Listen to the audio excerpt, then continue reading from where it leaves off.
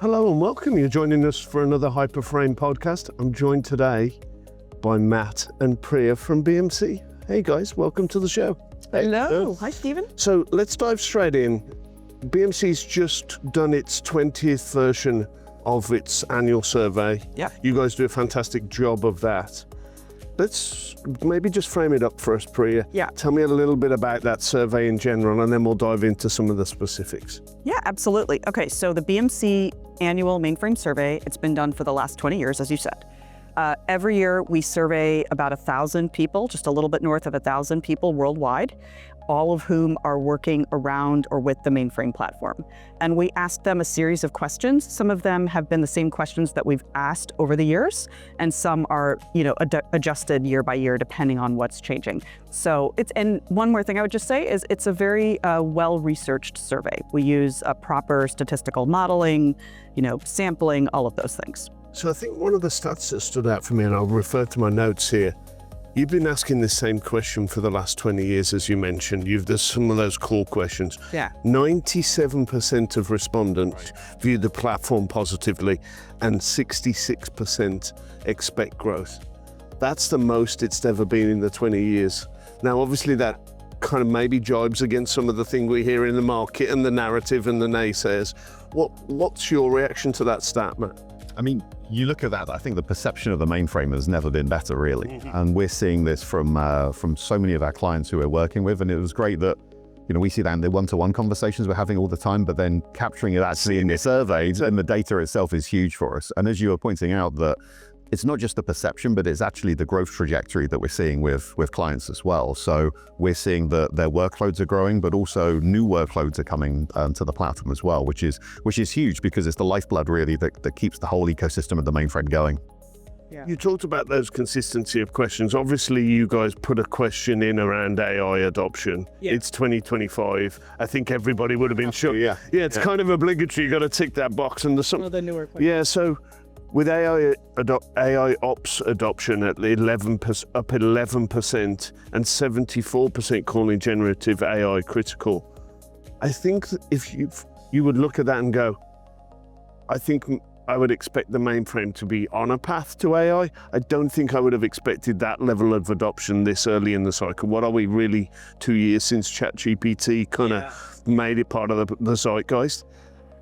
What are you seeing? I mean, we talked about those one-to-one conversations. Are you seeing that backed up in the conversations you're having with clients?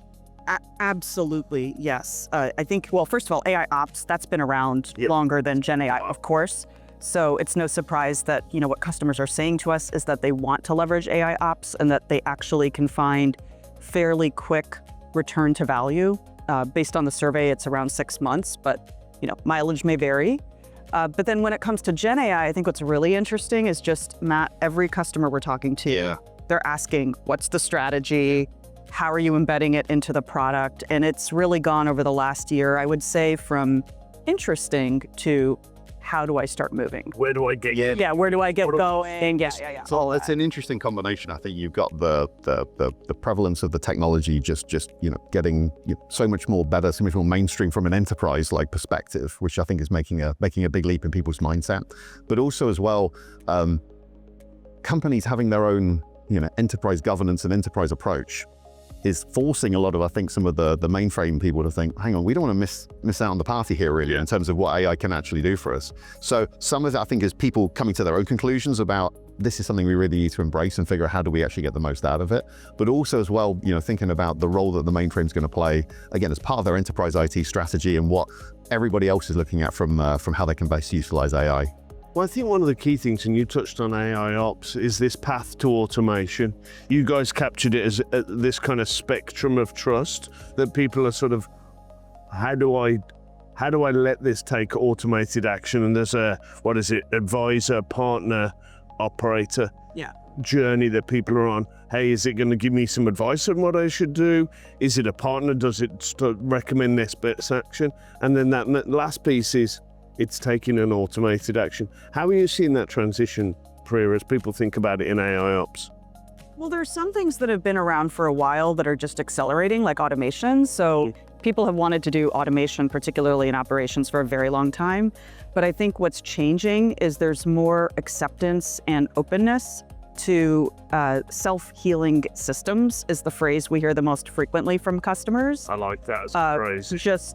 And they're thinking of the end state. So they're not just thinking about the bits and bytes and parts of agentic AI and, okay, what does that mean in terms of whether you're a partner or advisor or operator? They're already thinking to the end state. Like, how can I mission critical systems? Yeah. So they need to be thinking about that self-healing. Yeah, it's like how far are you willing to go, I think, in some cases, because obviously, people have been doing automation in some way, shape or form for as long as IT's been around. Yeah. But it's okay, am I going to hand over the keys to the kingdom and actually put the trust in the system itself to make some of those, self-determinations about what it needs to do in order to recover, to be more resilient, to optimize and improve as well. So what we're seeing, I think, is that there is more of a willingness to kind of entertain that. And a lot of our clients are now saying, well, if you can help me build my confidence as I go in terms of what's the system doing, what's the explainability, how are all these things going to actually work together to build that trust. And so as I get more experience and I see how these things are working, I'm going to slowly let the system do more and more for itself. Yeah. So it's all about trust and building up confidence.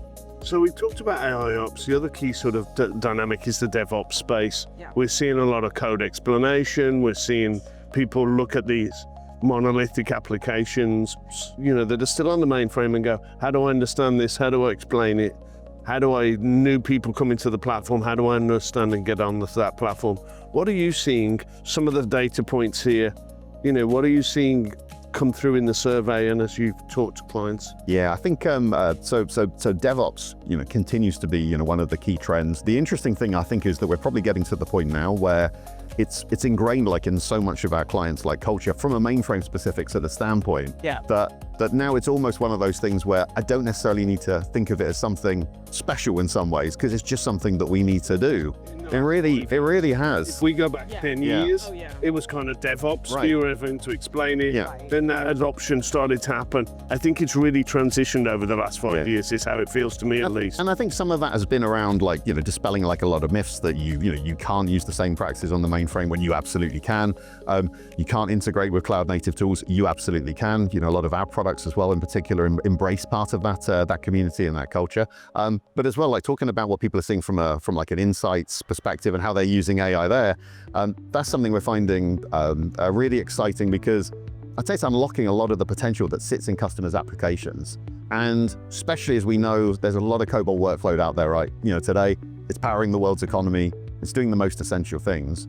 I still look at it and go, in a lot of cases, there's nothing wrong with COBOL. The challenge is business logic that maybe you haven't really addressed or refactored or understood in the last 20 or 30 years. And I don't care, pick your favorite language. Don't touch it for 20 or 30 years. Which problem? You'll have the same problem. I feel exactly the same. What's your perspective on that? The COBOL to Java, kind of, should people stay on COBOL? Should there be a refactor, a replatform?